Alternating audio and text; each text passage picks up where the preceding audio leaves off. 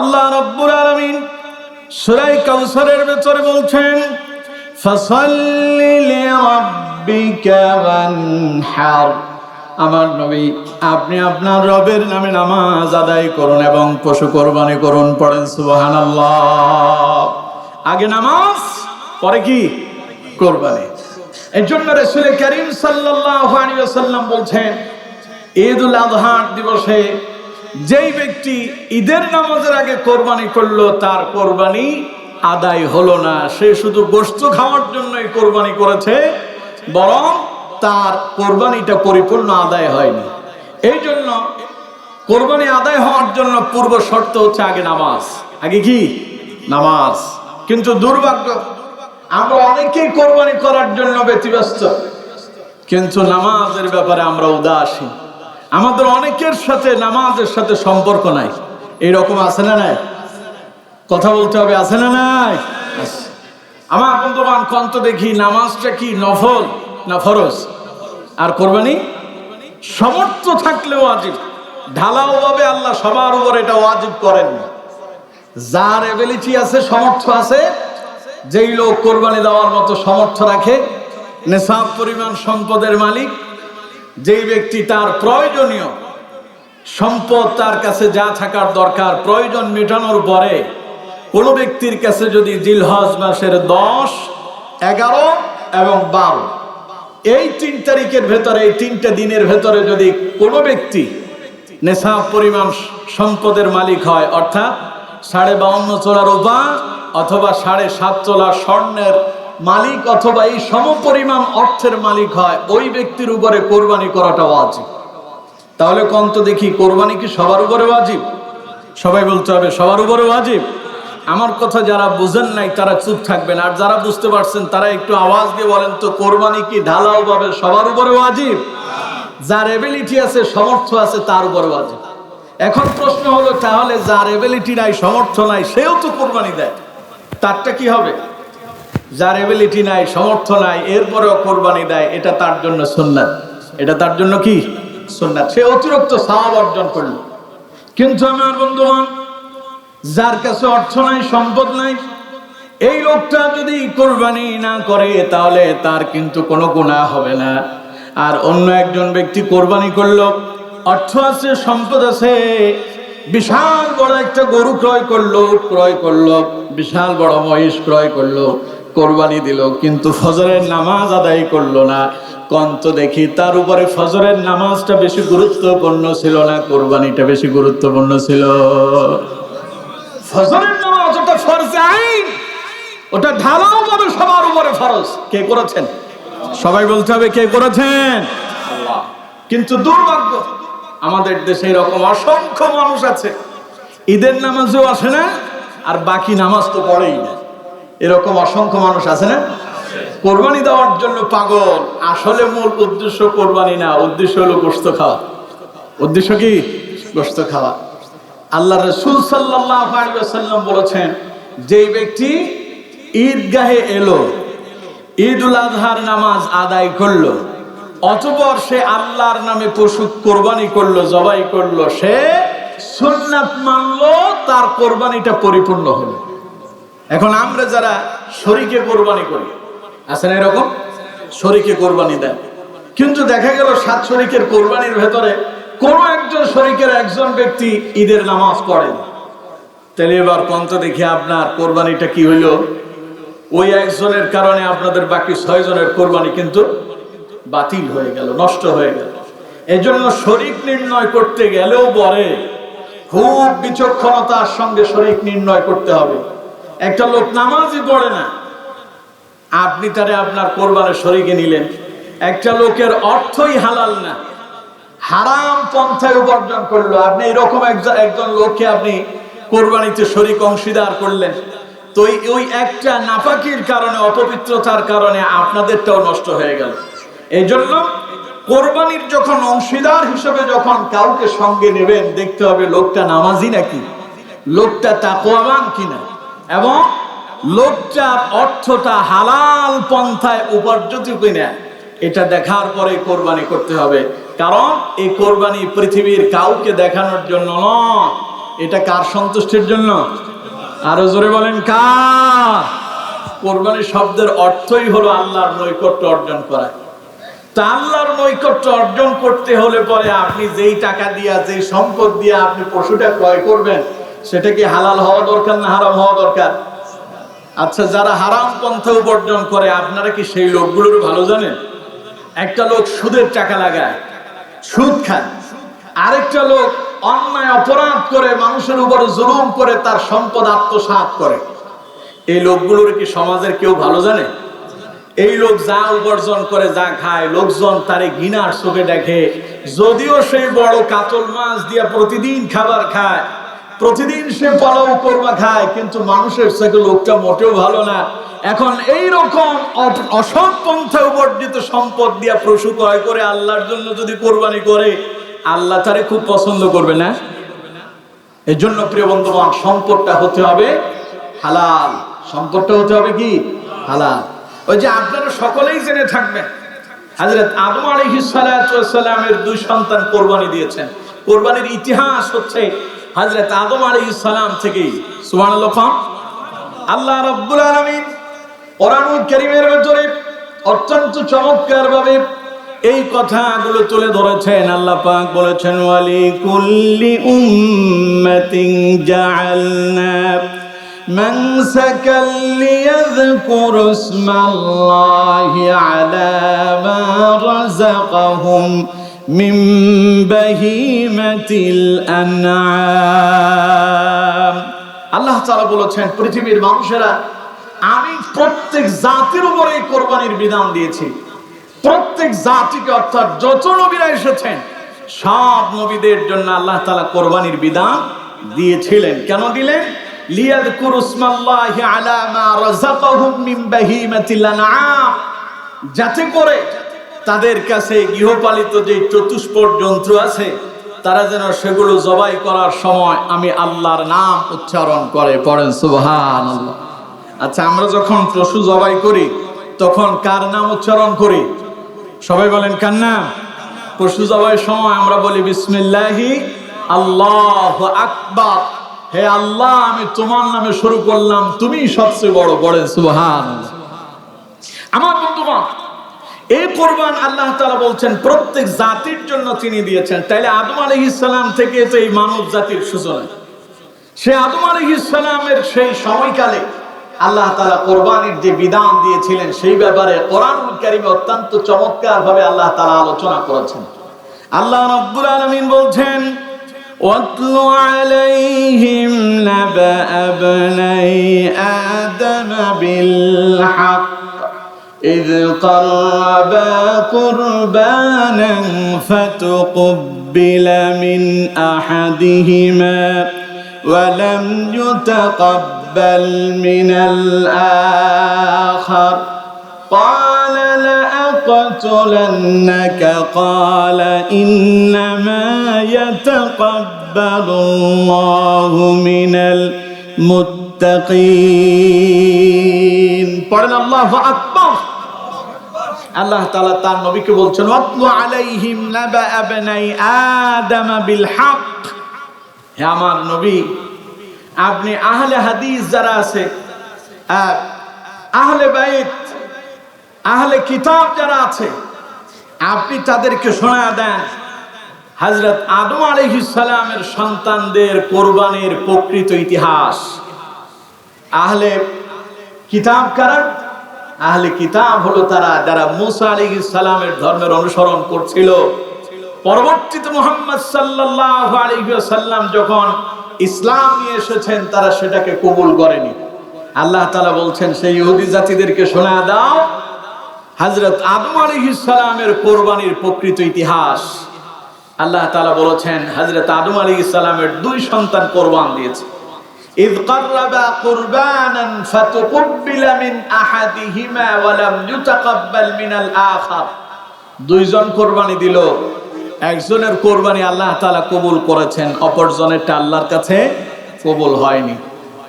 আমার বন্ধুগণ, সেই কোরবানিটা কবুল হলো আর না হলো, এই দুইটা কারণ এখানে একটা বিশাল উদ্দেশ্য আছে। হযরত আদম আলাইহিস সালামের দুই সন্তানের বিশাল একটা ইতিহাস, বিবাহ শাদী নিয়ে দুই ভাইয়ের ভিতরে একটা বিশাল মতানৈক্য সৃষ্টি হয়েছে।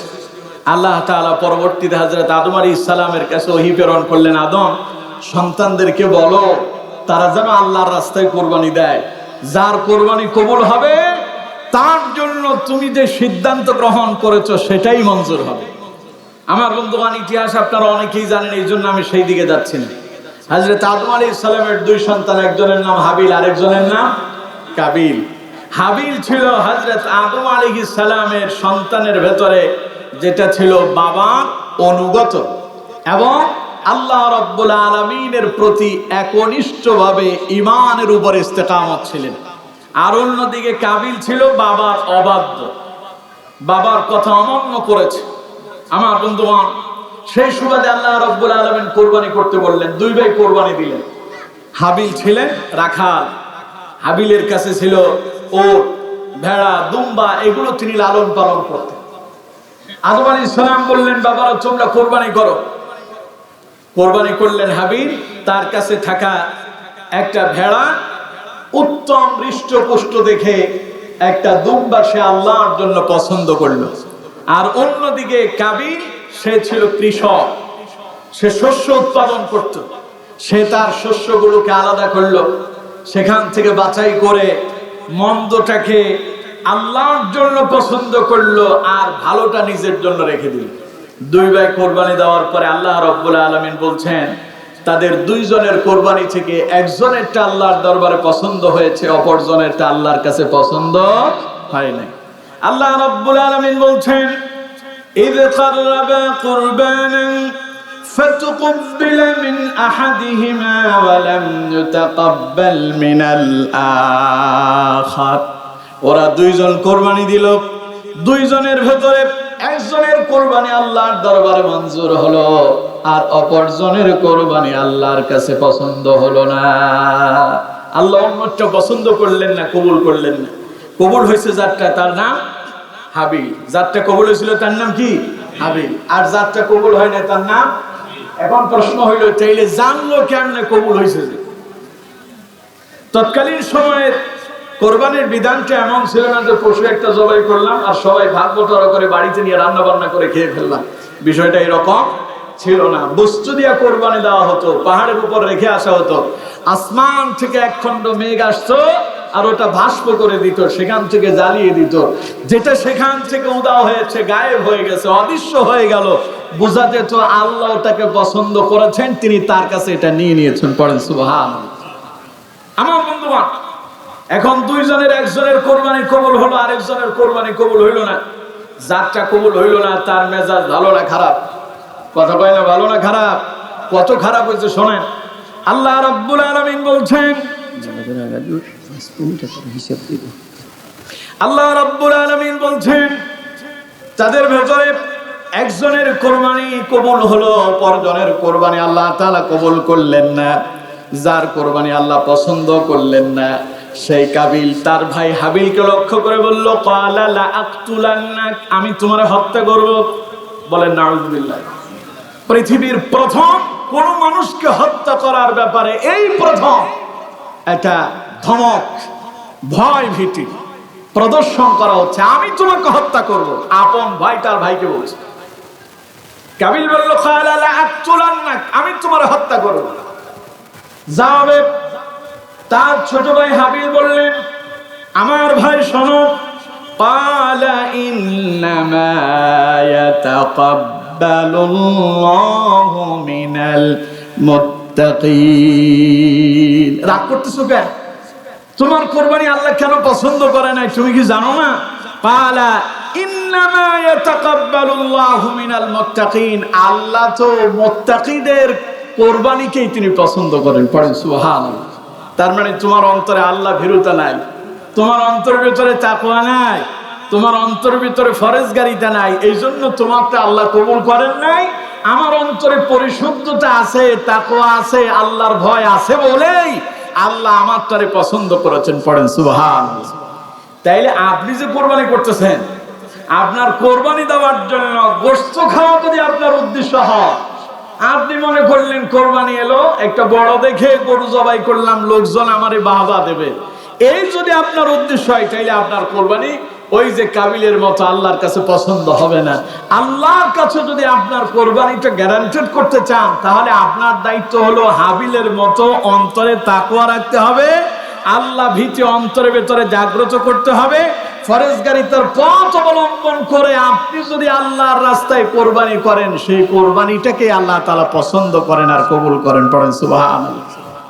আল্লাহ তাআলা দেখেন না যে আপনি কত বড় পশু দিয়ে কোরবানি করছেন, কত লক্ষ টাকা দিয়ে কিনছেন, আল্লাহ এটা দেখবেন না। আল্লাহ রাব্বুল আলামিন বলছেন, লা ইয়ানালাল্লাহা লুহুমুহা ওয়ালা দিমাউহা ওয়ালাকিন ইয়ানালুহুত তাকওয়া মিনকুম। আল্লাহ তাআলা বলেন, লা ইয়ানালাল্লাহা লুহুমুহা ওয়ালা দিমাউহা, তোমরা যে পশুগুলো আমার জন্য কোরবানি করো, এর রক্ত আমার কাছে মঞ্জুর হয় না, এর গোশত আমার কাছে পৌঁছায় না। তাইলে কি পৌঁছায়? আল্লাহ তাআলা বলছেন, ওয়ালাকিন ইয়ানালুহুত তাকওয়া মিনকুম, তোমার অন্তরের পরিশুদ্ধতা, অন্তরের ফরেজগারিতাটাই আমি আল্লাহর দরবারে কবুল হয়। পড়েন সুবহানাল্লাহ। তোমার তাকওয়াটাকে আমি কবুল করি, অর্থাৎ তোমার অন্তরে কি আছে আমি সেটা দেখি। আল্লাহ মানুষের চেহারা দেখেন। আল্লাহ মানুষের চেহারা দেখেন? কথা কয় না। আল্লাহ কি মানুষের চেহারা দেখেন? আল্লাহ দেখেন বান্দার অন্তর।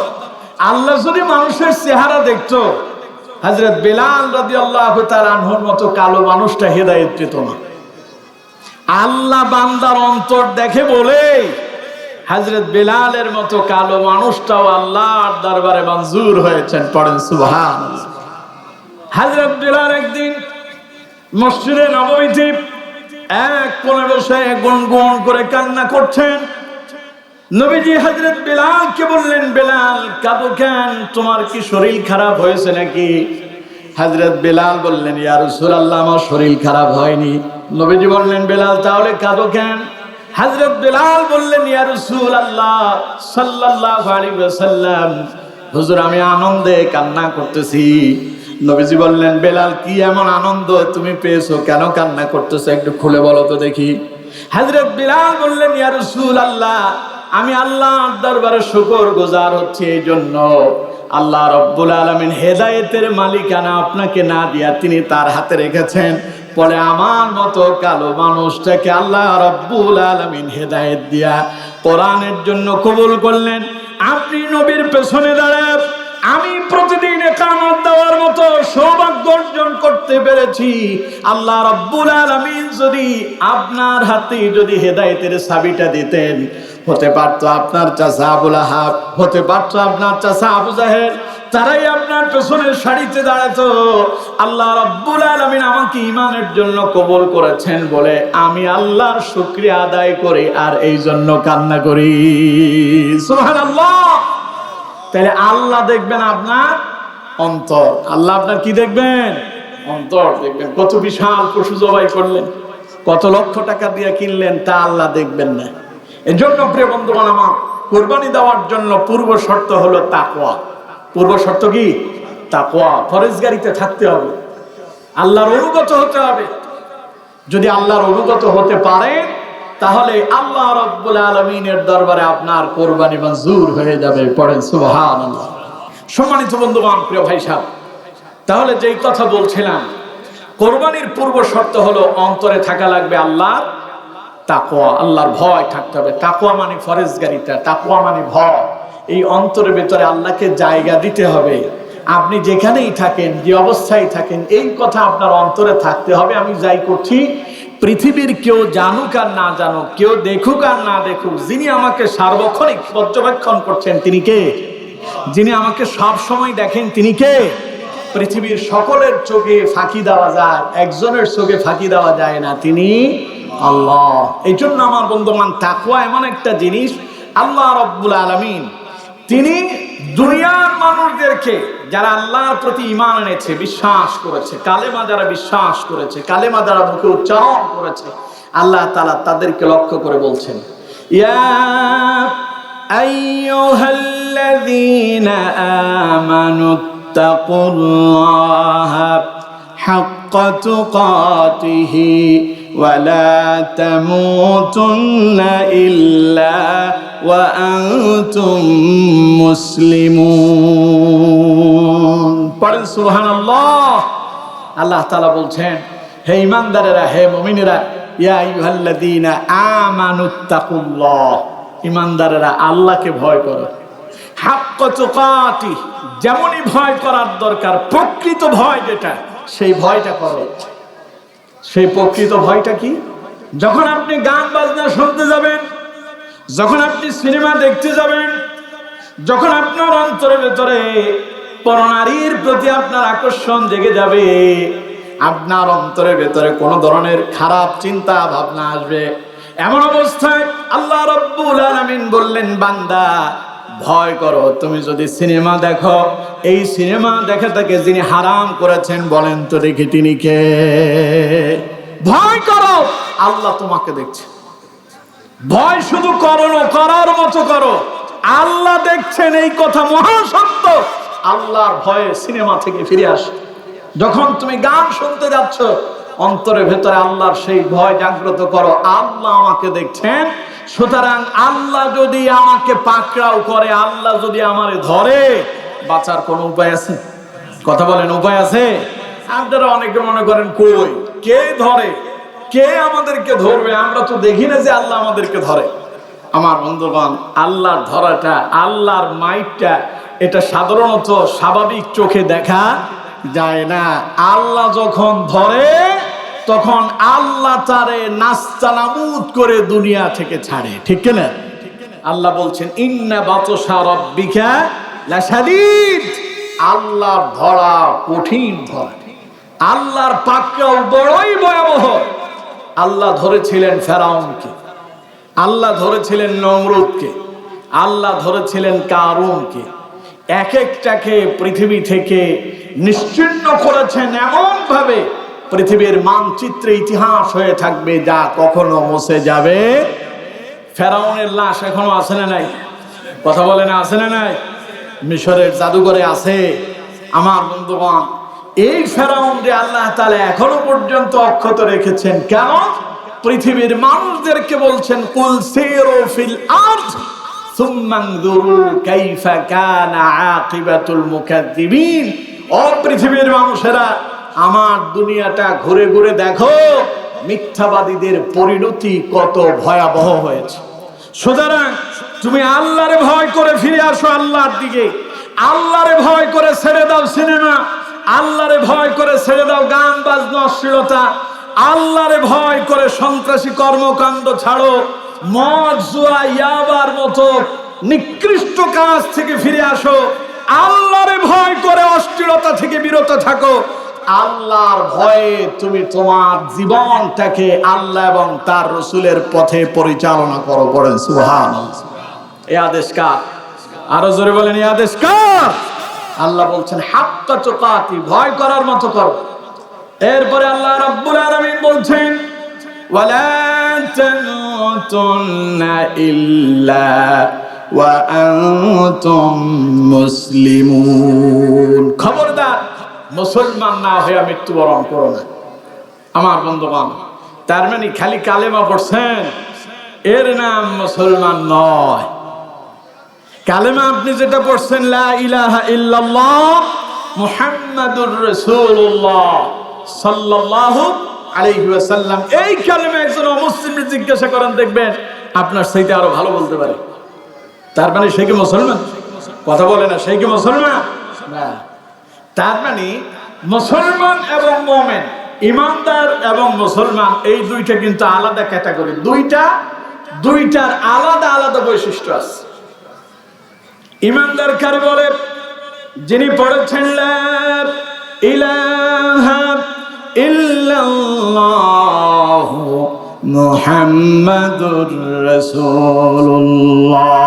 পড়েন, আশহাদু আল্লা ইলাহা ইল্লাল্লাহ ওয়াহদাহু লা শারীকা লাহু ওয়া আশহাদু আন্না মুহাম্মাদান আবদুহু ওয়া রাসূলুহু। যে ব্যক্তি মুখে উচ্চারণ করলো, আল্লাহ ছাড়া আর কোনো ইলাহ নাই, মুহাম্মদ সাল্লাল্লাহু আলাইহি ওয়াসাল্লাম আল্লাহর প্রেরিত বান্দা এবং রাসূল, এবং যেই ব্যক্তি সাক্ষ্য দিল আল্লাহ ছাড়া আর কোনো ইলাহ নাই এবং মুহাম্মদ সাল্লাল্লাহু আলাইহি ওয়াসাল্লাম আল্লাহর প্রেরিত বান্দা এবং রাসূল, মুখে উচ্চারণ করলো, অন্তরে বিশ্বাস করলো, স্বীকৃতি দিল, রাসূলুল্লাহ বলেছেন সেই ব্যক্তি ঈমানদার হলো। তার মানে যিনি কালেমা পড়লেন, বিশ্বাস করলেন, তিনি মাত্র মুসলমানের খাতায় নাম লিখিয়েছেন, এখন তার পরীক্ষা দিয়া মুসলমান হওয়া লাগবে। স্কুলে ভর্তি হলেই সে কিন্তু ভালো ছাত্র হয়ে যায় না, মাদ্রাসায় ভর্তি হলেই সে ভালো ছাত্র হয় না, তারে লেখাপড়া করে পরীক্ষা দিয়া নিজেকে ভালো ছাত্র বলে প্রমাণ করতে হয়, ঠিক কিনা? ঈমানদারের উপরে কালেমা পড়লেন, ঈমান আনলেন, এবার আপনাকে পরীক্ষা দিতে হবে, যে পরীক্ষার মধ্য দিয়ে আপনি নিজেকে মুসলমান বলে পরিচয় দিতে পারবেন। আর ঈমান আনার পরে ওই মুসলমান না হওয়া পর্যন্ত মৃত্যুবরণ করতে নিষেধ করেছেন কে? সবাই বলেন কে? এখন আপনি বললেন তাইলে তো একটা ভালো একটা সুযোগ পাইলাম যে আমি যতক্ষণ পর্যন্ত মুসলমান না হব, আল্লাহ বলছেন ইল্লা ওয়া আনতুম মুসলিমুন, যতক্ষণ পর্যন্ত তুমি মুসলমান না হচ্ছ ততক্ষণ পর্যন্ত মৃত্যুবরণ করো না। তার মানে আমি যতদিন মুসলমান না হব ততদিন আমার মৃত্যু হবে না। বিষয়টা এরকম নাকি? বিষয়টা হচ্ছে ইযা জাআ আজালুহুম লা ইস্তাখিরুনা সাআতান ওয়া লা ইস্তাকদিমুন। আল্লাহ তাআলা বলছেন প্রত্যেকের মৃত্যু সুনির্ধারিত, যখন সেই মৃত্যুর সময় আসবে এক সেকেন্ডের জন্য অবকাশ দেওয়া হবে না, ওই মুহূর্তে তার দেহ থেকে রূহটা বের করে নিয়ে যাবে মালাকুল মউত। সুতরাং আমার বন্ধুগণ, আপনাকে আল্লাহ তাআলা সতর্ক করেছেন ওয়ালা তামুতুন্না ইল্লা ওয়া আনতুম মুসলিমুন। তার মানে তাড়াতাড়ি তুমি আল্লাহরে ভয় করো, আল্লাহর ভয়ের মধ্য দিয়ে নিজের মুসলমান হিসেবে গড়ে তোলো। আর যদি মুসলমান হিসেবে নিজেকে তৈরি করে মরতে পারো, তোমার দুনিয়াও কল্যাণ, পরকালও কল্যাণ। আর যদি তা করতে না পারো, ওয়ালা তামুতুন্না ইল্লা ওয়া আনতুম মুসলিমুন, মুসলমান না হয়ে মরছো তো বিপদ আছে। এর জন্য আমার বন্ধুগণ রাসূলুল্লাহ কি বলেছেন? নবীজি বলছেন ওয়া আনা আউয়ালুল মুসলিমিন, আমি তো প্রথম মুসলমান। সুবহানাল্লাহ। প্রত্যেক নবীরাই তাদের নবুয়তকালীন সময় নবীরা ছিলেন মুসলমান। নবীরা ছিলেন কি? মুসলমান। এজন্য রাসূলুল্লাহ একই কথাই বললেন, তোমাদের মাঝে আমি প্রথম মুসলমান। আমার বন্ধুগণ, এই জন্য আল্লাহর ভয় অন্তরে জাগাতে হবে, আল্লাহর ভয় অন্তরে থাকতে হবে। আল্লাহর ভয় যার অন্তরে থাকবে তার কোরবানিটাই আল্লাহ পছন্দ করবে। এখন আল্লাহর ভয় যার ভেতরে আছে সে কি নামাজ ছাড়তে পারে? কথা বলে না, সে নামাজ ছাড়তে পারে? যার অন্তরে আল্লাহর ভয় আছে সে কি গান বাজনা শুনবে, সিনেমা দেখবে, সে মদের আড্ডায় যাবে, জুয়ার আড্ডায় যাবে, পরকীয়ায় যাবে, দর্শন করবে, সন্ত্রাস করবে? আজ তো আমরা দেখতে পাচ্ছি এগুলো। মাথায় টুপি আছে, মুখে দাড়ি আছে, গায়ে বিশাল বড় জুব্বা আছে, নামের সাথে মাওলানা, নামের সাথে হাফেজ, নামের সাথে কারি, নামের সাথে মুফতিও আছে। দেখা যাচ্ছে তার মতো ব্যক্তিও দর্শনের মতো মহা ভয়াবহ অন্যায় অপরাধের সঙ্গে জড়িয়ে যাচ্ছে, ঠিক কিনা? তার মানে টুপি, দাড়ি, পাঞ্জাবি, এটার ভেতরেই ইসলাম নয়। ইসলাম আপনার অন্তরের তাকওয়ার ভেতরে। এটা তো ইসলামের একটা লেবাস। এটা ইসলামের কি লেবাস? এই লেবাস পরে কেউ আল্লাহর গোলামি করে, আবার এই লেবাস ব্যবহার করে কেউ কেউ ইসলামটাকে মানুষের কাছে হেয় প্রতিপন্ন করে, ঠিক কিনা? যেমন আপনারা শায়েখ রহমান বাংলা ভাইয়ের ইতিহাস সবাই জানেন। এই দেশে শায়েখ রহমান বাংলা ভাইয়ের ব্যাপারে কি আপনারা জানেন? তারা ছিল বাংলাদেশের জঙ্গি, বোমা মেরে এই দেশে ইসলাম প্রতিষ্ঠা করতে চেয়েছিল। পরে জঙ্গি তকমা দিয়ে তাদেরকে পৃথিবী থেকে বিদায় করা হয়েছে। তার মানে বোঝা যায় পাঞ্জাবির ভেতরে, টুপির ভেতরে, দাড়ির ভেতরে শুধু ইসলাম নয়, এটা হচ্ছে ইসলামের একটা লেবাস। কিন্তু এটাকে ব্যবহার করে কেউ কেউ ইসলামটাকে মানুষের কাছে খারাপ ভাবে উপস্থাপন করার চেষ্টা করছে, ঠিক কিনা? এজন্য আমরা বলি উনি যত বড় মুফতি হন, যত বড় মাওলানা হন, যত বড় কারি হন, যদি দর্শনের সঙ্গে যদি কোনো আলেমেরও সম্পৃক্ততা পাওয়া যায়, ওরে ধরে সর্বোচ্চ শাস্তি প্রদান করতে হবে, যাতে করে ওরে দেখার পরে বাকিরা পর্যন্ত সোজা হয়ে যায়। ঠিক কিনা? এই দেশে কিছু হইলে আমরা দল খুঁজি। এটা কোন দল করে? এটা কি আওয়ামী লীগ করে? এটা কি বিএনপি করে? এটা কি জামাত করে? আমি বলি, যদি ইসলামী দলের কোন কর্মী যদি অপরাধ করে, ওরে ধরে আগে শাস্তি প্রদান করতে হবে। ইসলামী আন্দোলন করার পরে ইসলামের লেবাস ব্যবহার করে তোমার মধ্যে এমন খারাপ কাজ হতে পারে না। ঠিক কিনা? কোন দলের সাইনবোর্ড ব্যবহার করবেন আর আপনি অশ্লীলতা করবেন, সন্ত্রাস করবেন, মানুষ হত্যা করবেন, দর্শন করবেন, এই ব্যাপারে আমরা কাউকে এক বিন্দু পরিমাণ ছাড় দিতে রাজি। বাংলাদেশ পৃথিবীর দ্বিতীয়তম বৃহত্তর মুসলিম দেশ। এই দেশের দিকে তাকালে আমি মাঝে মধ্যে আশ্চর্য হই, অবাক হই, মনে মনে চিন্তা করি, আরে আল্লাহ, কেন বাংলাদেশে তুমি আমার জন্ম দিলে? আমার জন্ম তো যদি সৌদি আরবে হইতো। এই দেশের মানুষের ভেতরে এত হিংসা বিদ্বেষ, নিজের অপকর্ম ঢাকার জন্য খালি রাজনীতি বুঝে। ঠিক কিনা? কথা বলেন, ঠিক কিনা?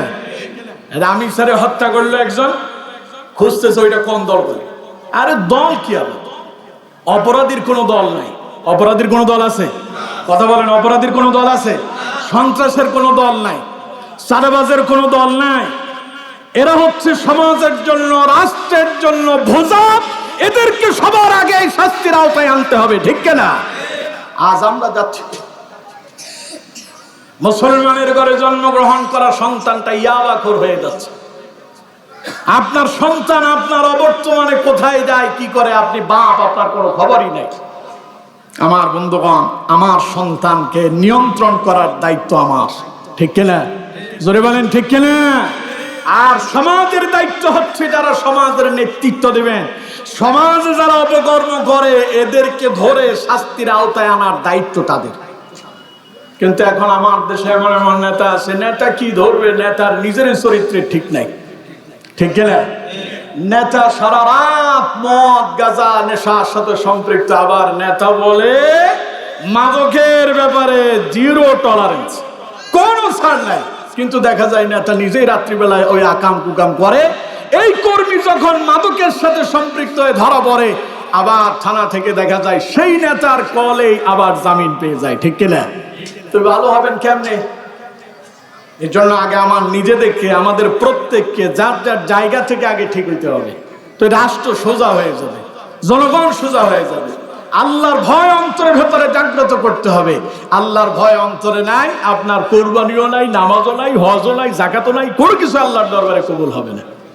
আপনার নামাজ, আপনার রোজা, আপনার কুরবানি, আপনার হজ, আপনার যাকাত, এই সব কিছুর পেছনে একটা জিনিস আছে, তার নাম তাকওয়া। তার নাম কি? তাকওয়া। তাকওয়া নাই, নামাজ নাই।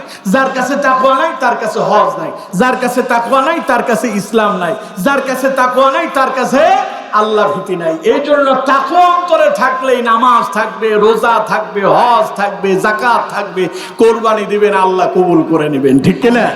এর জন্য অন্তরে আল্লাহর ভয়কে জাগ্রত করতে হবে। পারবো তো ইনশাআল্লাহ? আল্লাহ রাব্বুল আলামিন সেই কথাই বলছেন, قل إن صلاتي ونسكي ومحياي ومماتي لله رب العالمين। তুমি যে কোরবানি করতেছো, এটা কিন্তু তোমার জন্য না, এটা কার জন্য? তুমি যে নামাজ পড়তেছো, তোমার জন্য না, কার জন্য? আল্লাহ তাআলা বলছেন, কুল ইন্না সালাতি, বলো নিশ্চয় আমার নামাজ, ওয়া নুসুকি আমার কুরবানি, ওয়া মাহইয়ায়া আমার বেঁচে থাকা, ওয়া মামাতি আমার মরে যাওয়া, লিল্লাহি রাব্বিল আলামিন, সব কিছু কার জন্য? তার মানে নামাজ পড়বো আল্লাহর সন্তুষ্ট করার জন্য। আল্লাহর সন্তুষ্ট করার নামাজটা নামাজের মতো হবে। আর লোক দেখানো নামাজ যদি পড়ে, ওইটা রুকু ঠিক নাই, সিজদা ঠিক নাই, ওটার তিলাওয়াত ঠিক নাই, কত তাড়াতাড়ি শেষ করা যায় সেটা হবে এরকম। আর মানুষকে দেখানোর জন্য যদি কোরবানি দেন, ওটা আল্লাহর জন্য হবে না, ওইটাও আল্লাহর কাছে গ্যারান্টেড হবে না। খালি কত বড় গরু ক্রয় করা যায়, কত বড় আপনার মহিষ নিয়ে আসা যায়, কত বড় ওট নিয়ে আসা যায়, এটার প্রতিযোগিতাই হবে, ওটা আল্লাহর জন্য হবে না, নিজে খাওয়ার জন্য হবে। আল্লাহ তাআলা বলছেন নামাজ হতে হবে আল্লাহর জন্য, ওয়া নুসুকি কোরবানি হতে হবে কার জন্য, ওয়া মাহইয়ায়া বেঁচে থাকবেন কার জন্য? সবাই বলেন বেঁচে থাকবেন কার জন্য? তার মানে আল্লাহর জন্য বেঁচে থাকা মানে আল্লাহ এবং তার রাসূলের পথের উপরে প্রতিষ্ঠিত থাকতে হবে। আর শেষ কথা, ওয়া মামাতি লিল্লাহি রাব্বিল আলামিন, মরবেন যখন তাও কার জন্য? তার মানে ইসলামের উপরে প্রতিষ্ঠিত থেকেই মৃত্যুবরণ করতে হবে। আমার বন্ধুবান, রাসূল করিম সাল্লাল্লাহু আলাইহি ওয়াসাল্লাম যখন কোরবানির দিন পশু জবাই করতেন, নবীজি একটা দোয়া পড়তেন, হাদিসের ভেতরে এসেছে। রাসূল করিম সাল্লাল্লাহু আলাইহি ওয়াসাল্লাম পড়তেন, পড়েন, ইন্নী ওয়াজ্জাহতু ওয়াজহিয়া লিল্লাযী ফাতারাস সামাওয়াতি ওয়াল আরদা হানিফান ওয়া মা আনা মিনাল মুশরিকিন ইন্না সালাতি ওয়া নুসুকি ওয়া মাহইয়ায়া ওয়া মামাতি লিল্লাহি রাব্বিল আলামিন লা শারীকা লাহু ওয়া বিযালিকা উমিরতু ওয়া আনা মিনাল মুসলিমিন আল্লাহুম্মা মিনকা ওয়া লাকা আন মুহাম্মাদিন ওয়া উম্মতিহি বিসমিল্লাহি আল্লাহু আকবার। পড়েন সুবহানাল্লাহ। নবীজি বলতেন, আমাদের হাতে সময় আছে আর 2 মিনিট। রাসূলুল্লাহ যখন পশু জবাই করতেন তখন বলতেন, ইন্নী ওয়াজ্জাহতু ওয়াজহিয়া লিল্লাযী ফাতারাস সামাওয়াতি ওয়াল আরদা হানিফা, আমি আমার মুখমণ্ডলকে তার দিকে ফিরায়া নিলাম যিনি আসমান এবং জমিন সৃষ্টি করেছেন। পড়েন আল্লাহু আকবার। ওয়া মা আনা মিনাল মুশরিকিন, আর আমি মুশরিকদের অন্তর্ভুক্ত নয়। ইন্না সালাতি, নিশ্চয় আমার নামাজ, ওয়া নুসুকি, আমার কুরবানি, ওয়া মাহইয়ায়া, আমার জীবন, ওয়া মামাতি, আমার মৃত্যু, লিল্লাহি রাব্বিল আলামিন, সব বিশ্বের প্রতিপালক আল্লাহর জন্য। এরপরে তিনি বলছেন, লা শারীকা লাহু, যার কোনো শরীক নাই, ওয়া বিযালিকা উমিরতু, তিনি আমাকে যা আদেশ করেছেন আমি তাই করছি, ওয়া আনা মিনাল মুসলিমিন, আমি মুসলমানদের একজন। পড়েন সুবহানাল্লাহ। এরপরে তিনি বলতেন, আল্লাহুম্মা মিনকা ওয়া লাকা, আল্লাহ এটা তোমার পক্ষ থেকে, তোমার জন্য, আন মুহাম্মাদি ওয়া উম্মতিহি, আমার এবং আমার উম্মতের তরফ থেকে, বিসমিল্লাহি আল্লাহু আকবার, তোমার নামে আমি এটাকে কুরবানি করলাম। পড়েন সুবহানাল্লাহ। এই জন্য যখন কোরবানি হয় তখন আমরা কোরবানি করার সময় বিসমিল্লাহি আল্লাহু আকবার বলি। এই দোয়াটা আমাদের মুখস্থ থাকা দরকার। আমাদের নামাজ, আমাদের রোজা, আমাদের বেঁচে থাকা, আমাদের মরে যাওয়া, আমাদের কোরবানি সব কিছু হবে কার জন্য? আল্লাহ তাআলা আমাদের প্রত্যেকের আজকের নামাজ, আমাদের কোরবানি, আমাদের বেঁচে থাকা, আমাদের মরে যাওয়া সব আল্লাহর জন্য কবুল আর মঞ্জুর করুন। পড়ুন আমিন।